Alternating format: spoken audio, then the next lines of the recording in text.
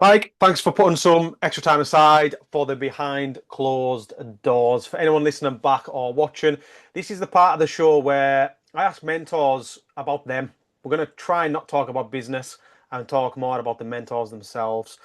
So, Mike, thank you very much for your time. I understand you're a very busy man and your time is very valuable. But I want to delve into a little bit about you, your lifestyle, because at the end of the day, your business methods have provided you a certain type of lifestyle, a certain type of you, really.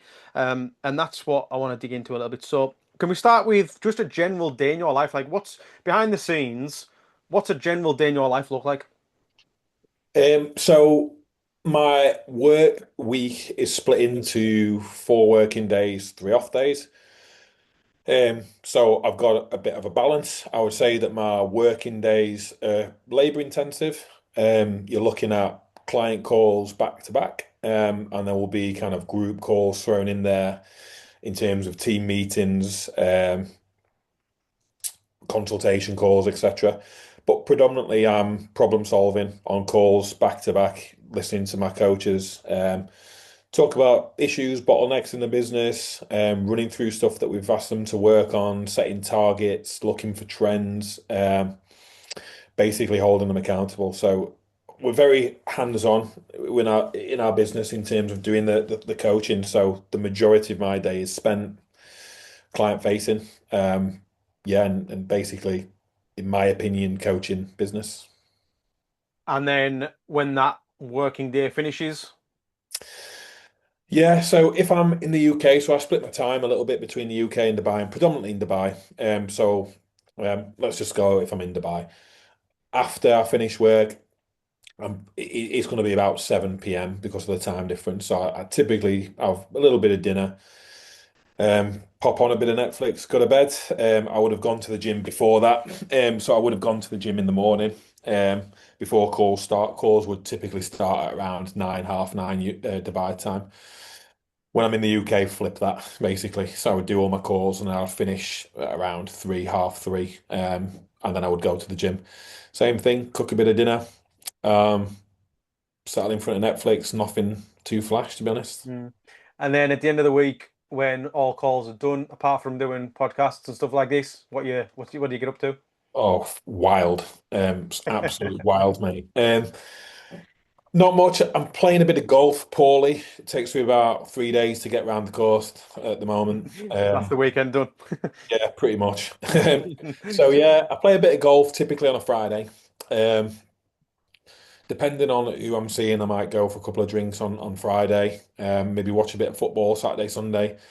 Um, Chill out with friends, family, missus, that kind of thing. Um, Again, just quite normal. Even in Dubai, I think people have this perception of how flash it is, but I guess I'm pretty down to earth. I just like doing normal things that normal people do. When I'm in the UK, it's a lot of family friend time, obviously. Go for a Sunday roast, that type of thing with my mum and dad. Go and watch Chef Wednesday if they're playing, unfortunately. Um, that's about it. Do you, or how do you, and when do you, if you do, um, like push the boat a little bit? Because surely with the income you have, you must treat yourself now and again. You must kind of reap the rewards of all the work you've done. How does that show up? Like, is it, you So know, do you know what? So like before I had money, you always long for the stuff that you don't have. And then when you have it, you realize it weren't that important in the first place. I think like before I had money, it was like, oh God, imagine if I could buy this or imagine if I could buy that. And let's just take a watch, for example. You go, right, oh God, like I'd be able to buy a watch. And then you actually get money and you go, actually, it's not that important. Like, so when it comes to like extravagant stuff, I think the things that I tend to spend to have as a luxury are love my car. So I've got a nice car in both countries, really. Um, I like trips away, nice meals. Like I'm big into food.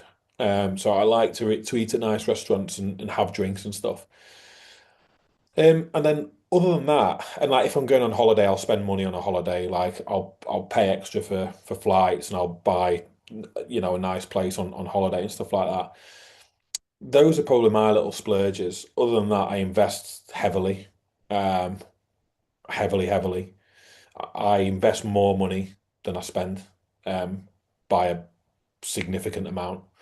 Um, yeah, so I enjoy a few nice things, but honestly, the things that give me more happiness is spending time with probably family, friends, just doing normal things. Cool. Let's talk about investing then. Are you talking stock markets, stocks and shares? Yeah, so I've got a broad spectrum of stuff. So I want to preface this by saying, obviously, I'm not a financial advisor. This is just what I do. I've got chunks, and I will dollar cost average basically. So I'll buy every single month, no matter what. So I don't trade. I don't look to buy and sell quite quick. I'll just pay every single month. Um, so it'll be S&P 500, FTSE All World. I do some angel investing. So I basically invest with a guy who gives me a guaranteed percentage of return. He is big in property, so he invests in property with that money. Um, I've got some gold, um, some crypto, some silver. Um, that's the places that I invest mostly. Decent, decent. Um, what's the biggest stresses, Mike? The biggest stressors, I think I get invested in client results. I think. Do you know what? Like I hear a lot of bad shit about other mentorships. Um, And I've done some work on self-esteem over the years. I've generally got low self-esteem, I'd probably say. It's one of the reasons why I think we run our business the way that we do it, because I I almost can't. I won't be able. I'd struggle to handle the amount of bad press that I see other people get. Which is, yeah, I've always been driven from like fear of failure and fear of not being good enough, I'd say. Fearing that people wouldn't think I'm good at my job or that I don't give enough or that I don't care enough. And it led me to, I guess, create a culture within the business where we think that that's one of our strong points is that I will sit with clients, give extra time when needed, that I will not outsource and pass off and scale myself out of the business and sit back on a beach and do whatever the fuck I want. So I'd say that the biggest stress is I actually kind of worry and I care about certain things that's going on in my clients' lives. I think um, it's difficult when a coach comes in and maybe the lead gen's not where it needs to be, or they've dropped a few clients, or they've got bills to pay, or something's happening in their life. So it is quite stressful problem solving because I understand the gravitas of the information that I give him, and I've got to make sure that that's right. In real time, I've got to come up with a solution to that. I've got to be able to demonstrate that in a way that is going to get them on side with me. Um, I've got to motivate them to do it. I've got to hold them accountable to doing it. I've got to understand why that they would be doing it. I've got to hopefully try to make sure it's up to scratch, and I've got to be pretty certain that it's the right piece of advice to move the needle forwards for them. So I'd say just the coaching in general, I kind of place a lot of emphasis on it. And because of maybe feelings of self-esteem and not wanting to let people down, I would say that that's where I hold the majority of my stress. Interesting. You mentioned a couple of kind of drivers there of why you do what you do and why you do it the way you do it. Is there any other drivers outside of that of why you do it? Because at the end of the day, like you've been at this now pretty much back to back for what is it, nearly 10 years or something? Like, Yeah. and that's a long fucking time. And I know you're obviously in the Navy and Navy, right? RAF. Air Force, yeah, yeah. Air Force. Um, is that offensive saying Navy? Yeah, I don't know. We're just a bit harder, just a bit Yeah, right, smarter. go on. So because you done that, I thought living this almost military lifestyle now to a degree. Uh, was maybe a driver. But outside of that, is there any drivers that make you? Because you don't like at the end of the day, we're in your position. You don't have to live how you live. You choose to. Yeah. Yeah, yeah. No, I choose to. So I genuinely feel like, so to touch on the military, yeah, I felt like the military taught me a lot of things, punctuality, discipline, working hard, etc. Um, I also felt like it was kind of drummed into me by my parents. I'm from a working class family, and I think my parents didn't want me to have the life that they had. Few things that they would have done in my early years, kind of, rightly or wrongly, it's kind of exacerbated self-esteem, issues and me wanting to go above and beyond and so on.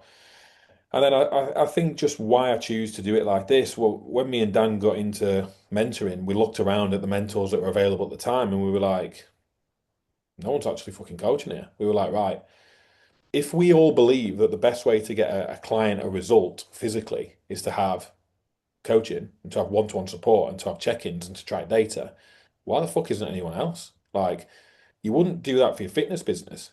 And actually, we would slag off fitness coaches that do that, and we would kind of look at them as less than, and that they don't give a good service, and that yeah, out of 500 clients that they might get 30 results, we would all say that about fitness coaches. So when me and Dan got into it, we're like, hang on, there's no one actually fucking coaching, so we're going to choose to actually be the ones that stick to his word and do the coaching. And I just believe it's the right way to do it. We're the ones that built the business. I think that we're the ones best placed to give advice. I don't believe that other business mentorships, I don't believe that their success coaches will be as heavily invested because it's not their business. And I don't believe that a lot of them have got the credibility to be able to help with other people's business, right? Because what they've done is they've taken advice from the mentor and it might have worked for them for a month or two. And all of a sudden, they're now supposed to have the skill set to coach another business owner and go business to business and deal with all the dealings in different niches and different demographics. I don't like it personally. So we choose to live it because we think it's the right way to do it. Fair play, mate. What's your top three most common emotions of an average week? Common emotions. It's a Most difficult. felt, top three. Drained. Is that an emotion? We'll go with it. Feel drained, yeah. I feel Um, I'd say happy. Like I'd say I'm happy to help. Like I feel grateful to help a lot of ways. Like when I turn up and clients are doing great and we see like some of the results that they're getting and just this morning one of my clients has just bought an 800 grand house, got a mortgage on it. Obviously, he's not bought it outright, got a mortgage on it, and he thanked me that he would never have been able to do it. Stuff like that, I love it. And that happens almost daily, I'd say that happens, that I get to speak to someone where there's been quite something significant happen. So I'd say happy. Like, I love being able to do that. That sticks with me. Like, I get a lot of fulfillment from that. So yeah, I'd say I'm drained. I'm happy. Um, and relief when I pack up work for the day and things haven't fallen apart. I think like most business owners, like most coaches, like there's no difference from me than there is to any other coach. Right? I'm just a coach that got good at doing what I was doing, and other coaches wanted a hand with it. That's it. Just the same. So I would probably hazard a guess that my emotions are very, very similar to most coaches that would listen to this. Yeah. And what have you had to sacrifice to get to where you are? Time, a lot of time, weekends, late nights. I've had to sacrifice, time across 10 years and patience. I've sacrificed getting myself in shape numerous times when I was a fitness coach. So I sacrificed lads' holidays, alcohol. I did it all for business, not for vanity of me wanting to be in shape. I did everything for business to help me to gain empathy, to walk the walk. Um, I've sacrificed holidays. I could go on holiday anywhere I want in the world right now without sounding like a knob. Yeah, I don't. Um, I actually just take a normal number of holidays that I would want to. Um, I sacrifice probably living life to the fullest, I'd say. Like I would whilst I derive happiness, somebody asked me this about the retirement. Why would you want to retire if you're making money? And I said, believe it or not, my ideal day doesn't consist of having 16 calls back to back. You know what I mean? So I'm sacrificing, I guess other things that I would be spending, time doing within those 16 calls with. Lots of sacrifices. Mm, clearly. Let's talk about the future. You're talking about retiring. You've been very open online with when you're retiring, even though there's been a question of it in the industry that it's a market and technique and all the rest of it, but you are retiring. What's the plan for after that? So you're retiring end of 2027. Let's say, I don't know, 2030. What's Mike's life going to look like? Yeah, so it's funny again that people question the retirement. I know that there's been question marks about whether we've got a waiting list and stuff. I just find it bizarre. Like, I'm not stupid. When I get to the end of next year and I've said that I'm retiring and I don't retire, how's that going to make me look? Where's my credibility going to be? Like, people don't forget these things. It's not a marketing ploy. Like, it just is. Me and Dan know when's enough. So if I look at 2030, I think I'll be back in England. So currently live in Dubai, but I think I'll be back in England. Here's what my ideal day would look like. I would wake up probably without an alarm, somewhere between 8 to 9 a.m. Nothing too early. I'd have a coffee in my own time without being dictated to in terms of where I need to be or what I need to do with content or client calls. I'd go to the gym and have time to train without being rushed in and out. I'd probably have a sauna, steam room. I would come back. I'd have lunch. Um, I would probably take a couple of work calls with whatever, direction that would be, whether that's I work with some one-to-one consultancy, whether that's broader business related stuff, things that we might have going on for kind of posts doing what we do now. I'll probably go to the driving range, play a little bit of golf, and maybe tend to whatever I need to tend to. I've got a thought maybe I might open a semi-private gym, maybe I might open a coffee shop, something for me to tick over with, basically. So that's roughly where I see my life. Decent. Not that I wanted to talk about business, but it's just occurred to me. I don't think I've heard anyone ask you, and I haven't certainly.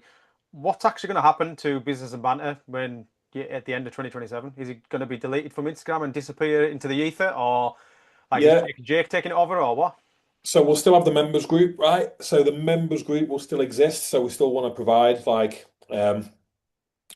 I guess, high value, low cost business advice to coaches if they want to use it. So the members group will still be there. We just don't do any one-to-one mentoring in any kind of capacity. Jake and Jake, our two coaches, may well carry on the baton for us. Working with coaches is difficult. They're probably undecided as it is right now because they recognise how poor coaches are, if I'm being completely honest, in general. So maybe it does, maybe it doesn't. The members group will carry on probably for a couple of years. If people want it, it might start to diversify into broader general kind of business stuff. Potentially, we'll see. But yeah, we'll probably start to pull the posting down. Me and Dan will probably still do YouTube because we enjoy it. We'll probably again put out business advice, maybe retirement advice, investment advice and broaden a touch like that just for the joy of it and for something to do.